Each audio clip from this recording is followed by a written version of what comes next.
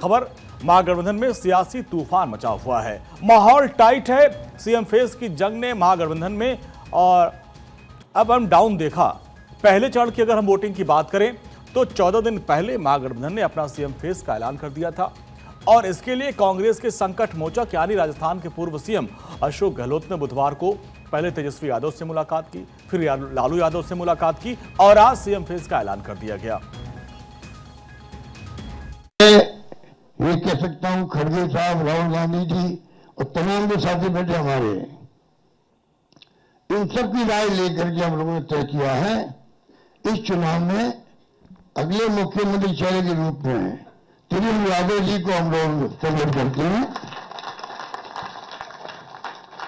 जो एक नौजवान है, लंबा फ्यूचर है इनके साथ में, और मेरे अनुभव से मैं कह सकता हूं जिसका लंबा फ्यूचर होता है पब्लिक उनको साथ देती है। ये नौजवान एक कमिटमेंट रखते हैं। पिछली बार जो स्लोगन दिए थे नौकरी के दो या कोई दो, या जो वादे किए थे उसमें खड़े उतरे।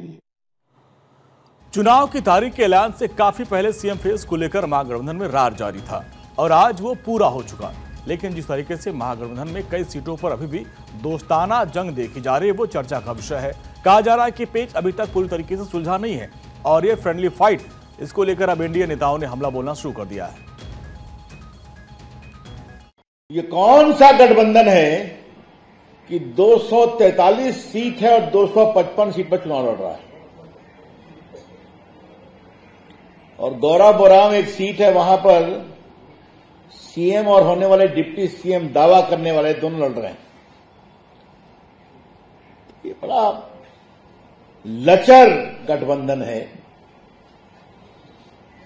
तेजस्वी बाबू को उनका दावा किया गया है तो कहते मैंने ये किया, मैंने वो किया। तो मैं उनसे पूछूंगा उस समय आपका मुख्यमंत्री कौन था? डिप्टी सीएम तो आप थे ना, तो आप किस बिना पर दावा कर रहे हैं? आपके भ्रष्टाचार को देखकर नीतीश कुमार आपसे अलग हुए। सवाल यह नहीं कि कौन बनेगा मुख्यमंत्री, सवाल यह है कि क्या यह महागठबंधन अंदरूनी लड़ाई से पूरी तरीके से विराम दे पाएगा। सियासी गलियारों में चर्चा और उसका बाजार गर्म है, कदम कदम पर दाव पेच और हर बयान के पीछे छुपा है एक बड़ा दाव। क्या यह फाइट गठबंधन को नई ताकत देगा या फिर इसको बिखराव की तरफ ले जाएगा? आइए इसी सियासी रणभूमि के हर पहलू को खंगालते हैं, जहां हर पल सियासत बदल रही है, हर पल जो है नई नई घटनाएं अपडेट हो रही हैं। अब देखिए 2 सीटों पर जो नामांकन वापस लिया गया, यानी ये दिखाने की पूरी कोशिश की गई है कि महागठबंधन में ऑल इज वेल है। हालांकि सर्वेश हमारे संवाददाता बता रहे थे कि अभी भी 9 सीटें ऐसी हैं जहां पर फ्रेंडली फाइट हो रही है। इसको लेकर एनडीए ने अब कटाक्ष करना शुरू कर दिया। हालांकि एक चीज जिसको लेकर काफी लंबे समय से तेजस्वी यादव ये डिमांड कर रहे थे कि चुनाव से पहले कम से कम मुख्यमंत्री चेहरे के तौर पर उनको पेश किया जाए, और इसमें वो सफल रहे। आज अशोक गहलोत ने इस नाम का ऐलान कर दिया कि तेजस्वी यादव के नेतृत्व में हम चुनाव लड़ेंगे और वही सीएम फेस होंगे।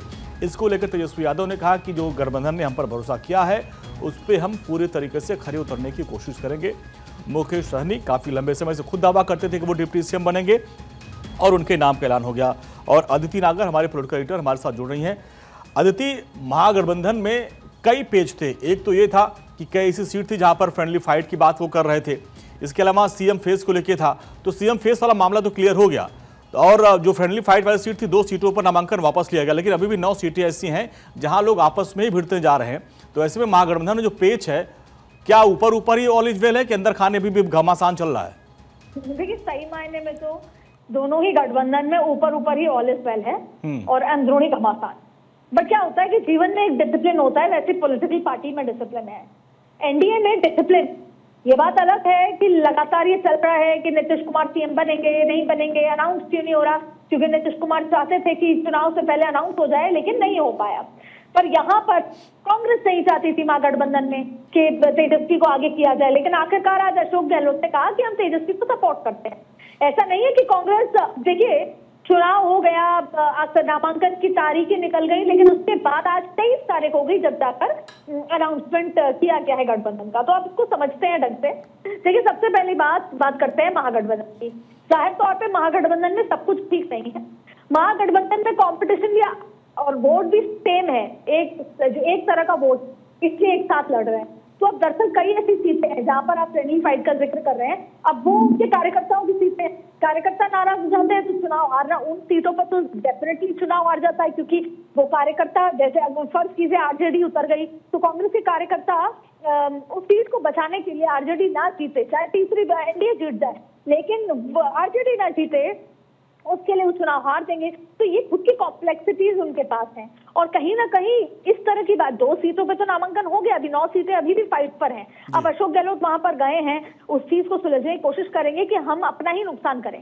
दरअसल देखिए, जब ये महागठबंधन, जब इंडी गठबंधन के नाम से जाना जाता था, तब लालू प्रसाद ने खुद ने एक बात कही थी कि ये गठबंधन तभी आगे चल सकता है जब आप सेल्फ लेस पॉलिटिक्स करेंगे, अपने बारे में ना सोच के एज अ होल उस गठबंधन के बारे में सोचेंगे। लेकिन ऐसा नहीं हो पाया, इसीलिए आम आदमी पार्टी बाहर हुई, इसीलिए बहुत सारी पॉलिटिकल पार्टी धीरे धीरे बात हो गई और ये बाहर हो गई और ये महागठबंधन हो गया। अब प्रॉब्लम ये है कि देर से यहाँ पर आज प्रेस कॉन्फ्रेंस करके अनाउंसमेंट करना, कहीं ना कहीं जनता में ये मैसेज है कि सब कुछ सही नहीं है। जैसा आपने कहा कि ऑल इज नॉट वेल, तो जनता को लगता है जब अभी सब कुछ ठीक नहीं है, सरकार जब बन जाएगी तब ये कैसे आपस में सॉल्व करेंगे कि कौन, चलिए सीएम पे तो तय हो गया, मुकेश सहनी यानी उनको डिप्टी सीएम तक अनाउंस करना पड़ा, उसकी जरूरत थी नहीं, डिप्टी सीएम तो बाद में भी तय हो सकते थे। लेकिन आप देखिए कितनी इनसिक्योरिटीज हैं कि मुकेश सहनी ने कहा कि जब तक अनाउंस नहीं करोगे तब तक मैं ढंग से चुनाव आपके साथ नहीं लड़ूंगा, क्योंकि बिहाइंड द कर्टन्स तो उनकी बीजेपी से भी बातचीत चल रही है। तो भाई मजबूरन कांग्रेस को इनके लिए भी हाँ बोलनी पड़ी। तो ये सब मजबूरी में चल रहा है, और बिहार की जनता को तो कम से कम आप बेवकूफ नहीं बना सकते, बिहार की जनता को सब कुछ साफ नजर आता है। तो ऐसी स्थिति में महागठबंधन, दूसरी बड़ी बात है कि सरकारी नौकरियों की आप बात कर रहे हैं, तेजस्वी यादव कोई बिहार के बाहर से आए हुए तो व्यक्ति है नहीं, उनको पता है कि पलायन आज से नहीं 1990 से पहले से इशू चल रहा है। आज भी आपको वो अपने वोटरों के लिए पलायन वाले लोगों को बुलाना पड़ेगा, उनको ट्रेन की टिकट करा के देनी पड़ेगी और कहना पड़ेगा कि प्लीज हमें वोट कीजिए। तो जब पलायन सबसे बड़ा मुद्दा है तो आप नौकरियां कहां से देंगे, और नौकरियां हैं कहां जो देंगे। और दूसरी बात है, प्राइवेट नौकरियों का भी जिक्र करें, सरकारी, हर घर में सरकारी नौकरी देंगे, क्या ये प्रैक्टिकली जमीन पे कागजों में भी संभव है? नहीं है, खुद जानते हैं। तो ये सारी बातें ऐसी हैं जिसको आप लंबे समय से बेचने की कोशिश कर रहे हैं, जो नहीं बिक पा रहा। और अब जनता को बेसिक चीजें चाहिए कि थोड़ी बहुत फैक्ट्री हो, हमारे बच्चे वापस बाहर आ जाएं, महिलाओं के खाते में जो पैसा आ रहा है, एक सामान्य लॉ एंड ऑर्डर भरपूर एक जीवन बीते, कोई भी घोटाले ना हो, लैंड फॉर जॉब्स ना हो, ये तमाम चीजें चाहिए। तो ऐसे में और इन सारी बातों को लेकर एनडीए जो है, आज आपने देखा कि रविशंकर प्रसाद की प्रेस वार्ता हुई, उन्होंने सीधा कहा कि भूलिएगा मत, ये वही आरजेडी है जिसने लैंड फॉर जॉब्स किया था, चारा घोटाला किया था।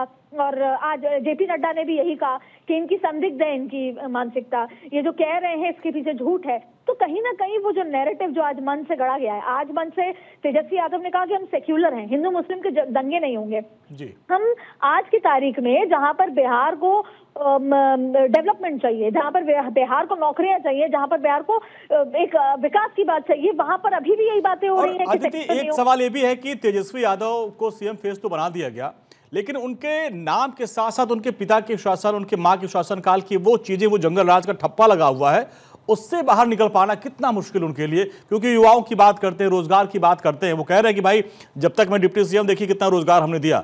लेकिन इस बात को एनडीए कह रही कि भाई जब आपकी सत्ता थी आपने क्या किया, तो उस जंगल राज के ठप्पे से तेजस्वी कैसे निकल पाएंगे, और ये उनके लिए कितना अप सेटबैक है?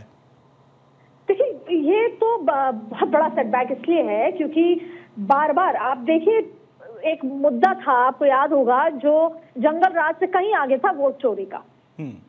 और वो एक समय ऐसा लगा कि कहीं बिहार में ये बड़ा नैरेटिव बन जाएगा चुनाव तक, और कहीं ना कहीं एनडीए को लेकर एक नाराजगी लोगों के बीच में आ जाएगी।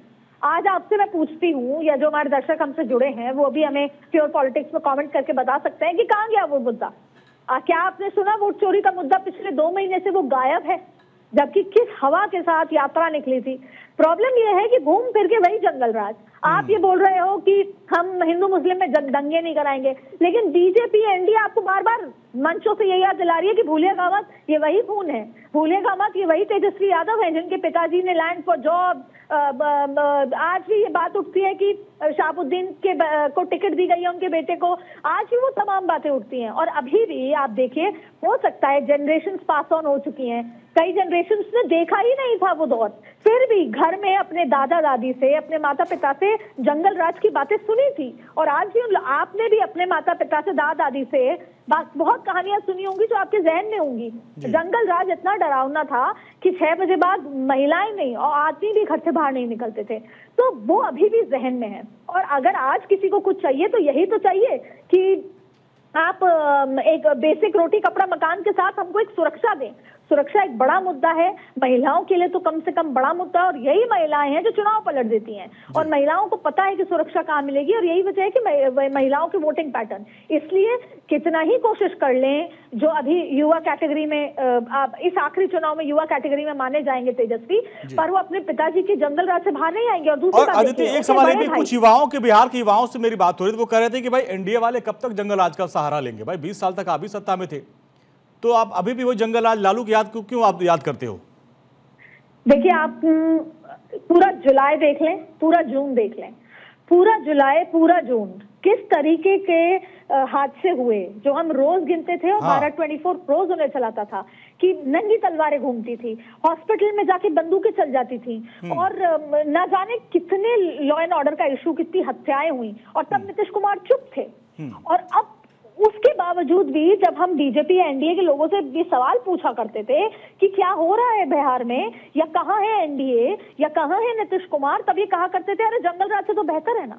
जाहिर तौर पे बिहार की जनता एक इस चक्रव्यूह में फंसी है, जहां एक तरफ तो वो एक्चुअल जंगल राज है, जहां दूसरी तरफ खाते में पैसे तो चले जाते हैं, लेकिन अभी जो लॉ एंड ऑर्डर का इशू हो रहा है उसकी बात नहीं होती है। और वहां के आपको याद होगा, पुलिस के एक बड़े अधिकारी ने ये कहा कि अरे मौसम चल रहा है। हाँ। जो अभी सरकार में है उनकी पुलिस के अधिकारी ने कहा तो मौसम है, लॉ एंड ऑर्डर अभी इशू है, हत्याओं की, मौसम चल रहा है। तो ये तो बिहार है। अब सवाल ये उठता है कि बिहार की जनता जाए तो जाए कहाँ? इसीलिए शायद बेचारे बिहार की जनता को अंततः जाति के लिहाज से आगे बढ़ना पड़ता है कि हमारे जाति का वोट कहाँ है, कम से कम हमारी सुनवाई तो होगी। मैं जिस जाति से हूँ उसका विधायक बन जाए, मैं उसके घर या दफ्तर में जाके खटखटाऊंगी तो कम से कम जाति के नाम पे मेरी सुनवाई हो जाएगी। क्योंकि ना सरकार से किसी को कोई उम्मीद है, ना योजनाओं से किसी को उम्मीद है। पर प्रॉब्लम देखिए आप कहां पर आती है। ये बात एकदम सही है कि आज जो भी मुद्दे उठ रहे हैं वो सब पुराने पिछले 20 साल के मुद्दे हैं। आज भी जेपी नड्डा ने जंगल राज का जिक्र किया है, नियत का जिक्र किया है, इंटेंट का जिक्र किया है, आज तमाम तरीके की बातें। पर सवाल ये है स्ट्रैटेजी किसकी अच्छी है। अब देखिए, मैं एनडीए का जिक्र करूं, सही बात है एनडीए के पास कुछ नया नहीं है, वही है, खाते में पैसे चले जाएंगे, महिलाओं का और शराबबंदी की बातें हैं और सुरक्षा की बात है। लेकिन सही मायने में आज सबसे बड़ी इशू क्या है? क्या बिहार के बच्चे लौटकर बिहार में नौकरी कर सकते हैं? किसी के पास कोई जवाब नहीं है। क्या पलायन किए हुए लोगों को वापस लाया जा सकता है? नहीं लाया जा सकता। इसका भी किसी के पास कोई ठोस जवाब नहीं है। सच मायने में ये है कि आप ये जमूरा दिखाएंगे कि हम नौकरियां देंगे, नहीं हो सकता। लेकिन बीजेपी के पास क्या है? आज प्रधानमंत्री नरेंद्र मोदी 6:30 बजे मेरा बूथ सबसे मजबूत का एक युवा संवाद करेंगे। क्योंकि आदित्य, आखिरी के 2 मिनट एक चीज और समझना चाहेंगे। दिल्ली में ऐसी फाइट होती, कांग्रेस बीजेपी, वहां केजरीवाल एक विकल्प बन के आए। बिहार में जिस तरीके से प्रशांत किशोर आज के 7-8 महीने पहले से यात्राएं निकाल रहे थे, एक होप, एक उम्मीद लग रही थी, लेकिन जिस तरीके से उन्होंने कदम पीछे खींचे कि हम चुनाव नहीं लड़ेंगे, कई उनके उम्मीदवारों ने जो है उनका नामांकन रद्द हुआ, चुनाव लड़ने से वो पीछे हट गए, तो क्या लग रहा है एक विकल्प वो बन सकते थे, लेकिन अब जो उनकी स्थितियां हैं उसको देख कर लग रहा है कि अब उनको लोग नजरअंदाज करना शुरू कर दिए। अगर साउथ इंडिया को छोड़ दिया जाए तो नॉर्थ इंडिया में जब भी कोई तीसरा मोर्चा होता है तो बीजेपी को फायदा मिल जाता है। क्योंकि 2 मिनट बचे हैं, मैं जल्दी से बताऊं। जब यही आम आदमी पार्टी गुजरात में चुनाव लड़ी ना, तो कांग्रेस का नुकसान हुआ और बीजेपी का फायदा हुआ। आपने देखा किस तरीके से, जबकि कांग्रेस ने पूरे पिछले गुजरात चुनाव में पुरजोर ताकत की, लेकिन नीतीश कुमार के आम आदमी पार्टी अरविंद केजरीवाल के लड़ने की वजह से बीजेपी को इतना फायदा हुआ कि छप्पड़ फाड़ के जीते हुए। फिर आप देखिए, जब ओवैसी जब लड़े, जहां भी लड़ते हैं ओवैसी, वहां पर वोट काट के बीजेपी को फायदा होता है। अब बिहार की बात कर लेते हैं। बिहार में 40 के आसपास के मुसलमानों को टिकट दिए, फायदा किसका किसका होगा? फायदा बीजेपी का होगा। भले ही वो नीतीश कुमार को लेकर, प्रधानमंत्री मोदी, अमित शाह को लेकर कोसते रहते होंगे, लेकिन अंततः जमीन पर फायदा किसका होगा? आरजेडी का वोट कटेगा, कांग्रेस का वोट कटेगा। खुद वो चुनाव नहीं लड़ रहे। अरे भाई, कोई एक ऐसी सीट तो होगी जहां पर वो ना जाए तो भी चुनाव जीत जाए। कोई तो एक सीट होगी आपकी, पर आप चुनाव नहीं लड़ रहे। तो जब भी कोई तीसरा मोर्चा खड़ा होता है, अब आप देखिए दिल्ली में क्या हुआ। दिल्ली में एक तरफ तो महागठबंधन, इंडी गठबंधन, आम आदमी पार्टी और कांग्रेस साथ थे, लेकिन जब अलग अलग चुनाव लड़े तो बीजेपी का फायदा हुआ। 27 साल बाद बीजेपी आ गई, कांग्रेस ने वोट काटा, बीजेपी का फायदा हुआ। तो जब जब ये विपक्ष बिखर के लड़ेगा, कांग्रेस का, बीजेपी का फायदा होगा। और यहाँ पर भी चाहे ओवैसी की बात कर लें, चाहे पीके की बात कर लें, फायदा अंततः बीजेपी को ही होगा। और यही स्ट्रैटेजी होती है जमीन पे कि आप मैन टू मैन मार्किंग क्या करेंगे। और आखिरी बात मैं कहूं, सीआर पाटिल जो कि सह प्रभारी के रूप में है, धर्मेंद्र प्रधान तो स्ट्रेटेजिस्ट है ही, सीआर पाटिल 100 लोगों को लेकर गुजरात से जो बिहार के हैं पहुंचे हैं। मैन टू मैन मार्किंग है उनके पास, हर विधानसभा का डेटा है कि किस तरीके से हर घर में कितने वोटर हैं। तो बीजेपी की स्ट्रेटेजी है और बूथ लेवल तक उनकी पकड़ रहती है। पन्ना प्रमुख उनके बहुत मजबूत है। बहुत बहुत शुक्रिया अदिति इस पूरी बातचीत के लिए। तो देखिए, स्ट्रेटजी है और उस स्ट्रेटजी में कौन जो है सफल होता है, ये आने वाले दिनों में पता चल पाएगा।